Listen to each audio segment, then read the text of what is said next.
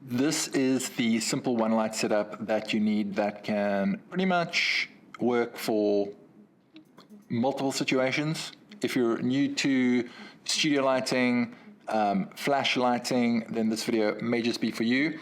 I'm going to show you a few ways to get creative with one simple light setup. Well, one light, maybe one or two setups. Let's start with the basic headshot. I think that has a lot of practical applications, whether you're shooting model portfolios or headshots for actors or business. This is pretty much my go-to setup. Very simple. You don't need such a big softbox. I'm using a 5-foot Octabox. Octabox. That's my 5-foot Octa. Let's just give you. It's my camera set up on the tripod, so I'm going to be taking pictures of myself. I've got a reflector on this side. You could use anything from, this is foam core, polystyrene, but you could use a sheet, you could use a white wall, anything that is available to you. But first, let's get dialed in with the camera settings.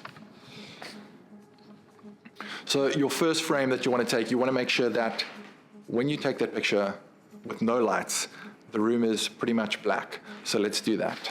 So the reason for that black frame is that effectively what we want to do is set up our camera with a low value ISO somewhere near 100 or 200 and set our shutter speed to the flash sync speed. That is the speed at which the flash syncs with the shutter. If the shutter is too fast, it's going to cause a black bar.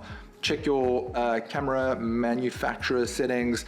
It's normally around 1/125th to 1/250th, somewhere around there, but test it out for yourself. It's not super important. Obviously, you don't want that shutter to be too low because then you'll let in the ambient light and that will create motion blur, so you want to avoid that. And then your aperture, generally in studio, I'm around 7.1, f8, 5.6. You don't need depth of field if, for example, you have a plain white background like we do have today. So let's switch on, and I'm going to use a light meter just to know that the key side, where the light is hitting my face, is going to be metered at around 7.1. Okay, so I've got my light meter. I've put in my shutter speed and ISO, so 1/25th of a second, ISO 100, and then let's get a meter reading.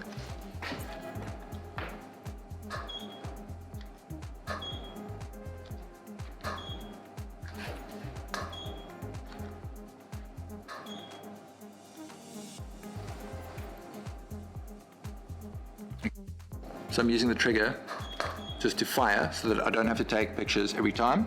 Okay, so let's get a test frame, see what that looks like. Okay, so what I'm going to do, I've got my trackpad and I can move my cursor, and I'm shooting it to capture one. Go to camera focus so that I can see, making sure that it's focused on me. You could just use your self timer. It's just a bit harder. You'd have to set up, you'll have to manually focus so that I just find this much easier. Okay, so that is our first frame. Having a look there, you can see that looks pretty evenly exposed. Maybe depending on whether or not you want more or less fill. So let's bring in a white polyboard and let's see what we can do just to lighten up that other side. So I'm bringing in the polyboard right into the frame. But it's not in my shot. So like you can see it here, but it's not in the frame of the camera. Let's take that picture.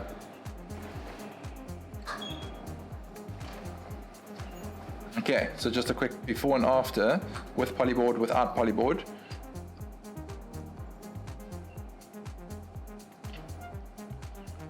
So you could do a full length, a mid, and a headshot just with that simple setup, and that looks pretty damn perfect, if I do say so myself.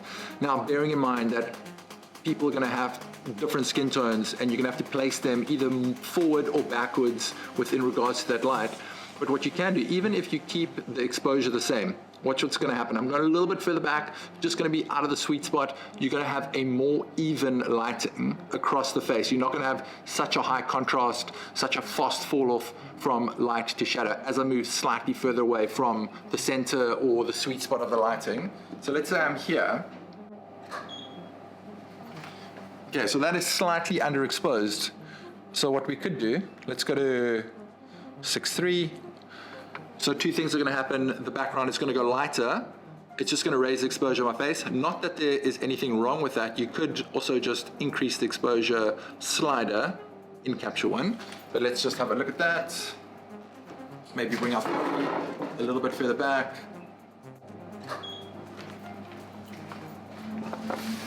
Okay, so let's look at these two with the poly and without. Okay, so what we're seeing here is that the picture on the left of the screen has more contrast than the picture on the right of the screen. So although the light is softer, you often hear, get the light source as close to the face, it's going to be soft, it's going to be beautiful. Yes, but it's also going to be more contrasty. So some people have very definitive smile lines, and the closer they are to the light, then that fall off, that shadow, that contrast in between those 2 points is actually going to be more pronounced, and it's going to be less flattering. So by moving further away from the light source, effectively what's happening is the light is less directional, and it's going to be more flattering. The same way as if you were shooting outside, you'd have what we call open shade. You're shooting under a roof, under the shade of a tree. The light is way more forgiving because it's filling in all the shadow areas. So yes, being closer to the light source. So let's do another picture where I'm literally on top. Let's see how close I can get this to myself without being silly.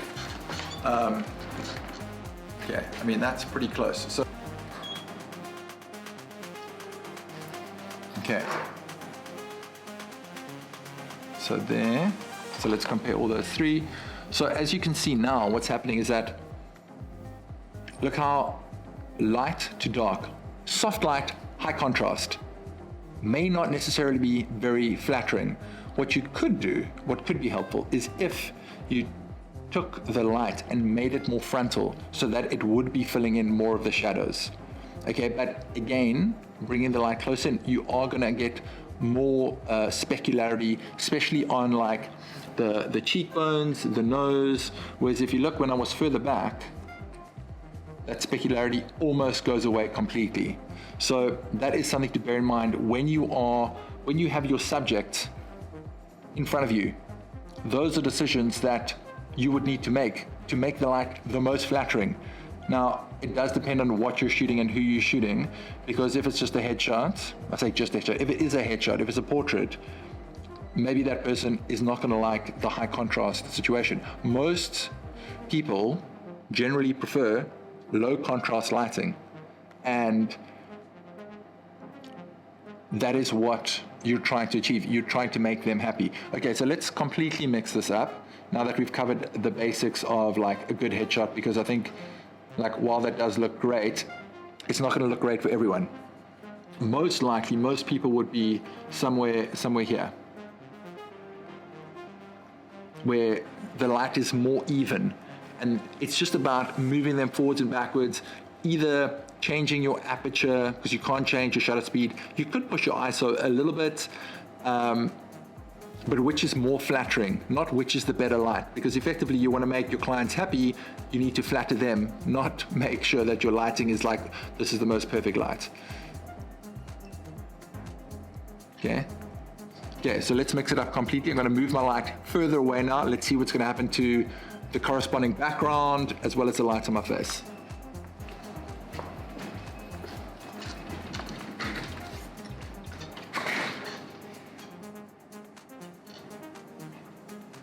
So just for this experiment, I'm not going to take the light higher. I'm going to keep it where it is, but I am going to increase the power.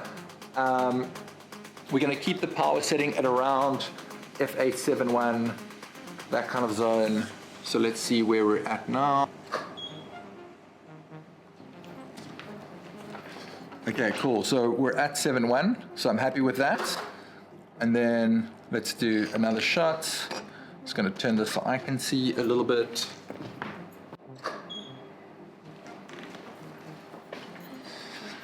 Okay, so I think that feels like it's pretty good. Exposure looks good. But then what we can see is the hard shadows, which I don't necessarily mind. But let's say we wanted to open that up slightly. Just using a simple reflector.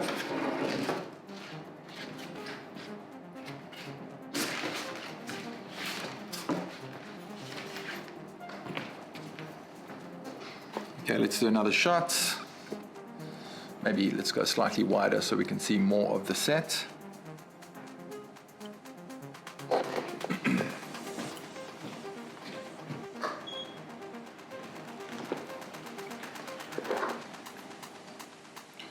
Okay, so let's compare that side by side. No polyboard with a polyboard.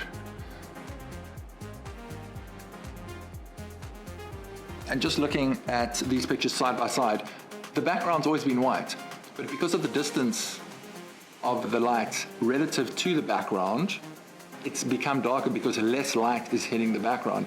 So as I move further away, increase the power, more light is hitting the background, and therefore more light is bouncing back, and we're getting a brighter white.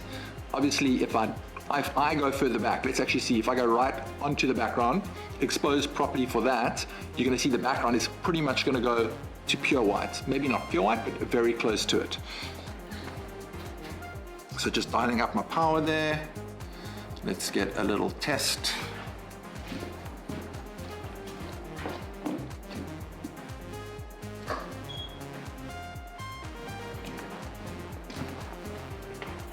Okay, so that's reading at 5.6, so let's set our camera to 5.6. I'm gonna zoom in a little bit. I still need to see a little bit more about what I'm doing.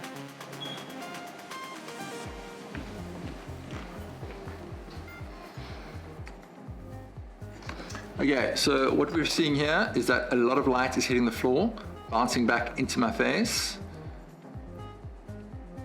Not exactly 100% sharp, but that doesn't really matter, just for the purpose of our example. And then let's compare that to this shot, just in terms of the value of the white. So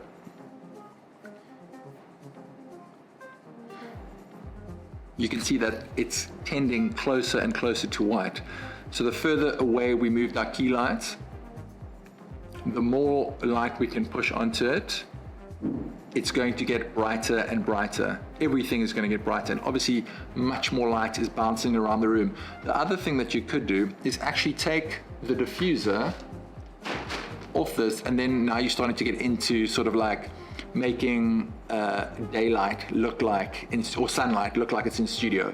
But I think that is for another video. So that is just a little simple review of how you can use one light multiple ways in a relatively small space to get a darker background, to get more contrast, less contrast, those type of things. If you enjoyed the video, please do give it a thumbs up. If you have any questions or comments about anything that you've seen in the tutorial that do not make sense to you, please leave a comment in the section below. I will get back to you. I'm pretty good at replying to comments, and we'll see you in the next video. Thanks for watching.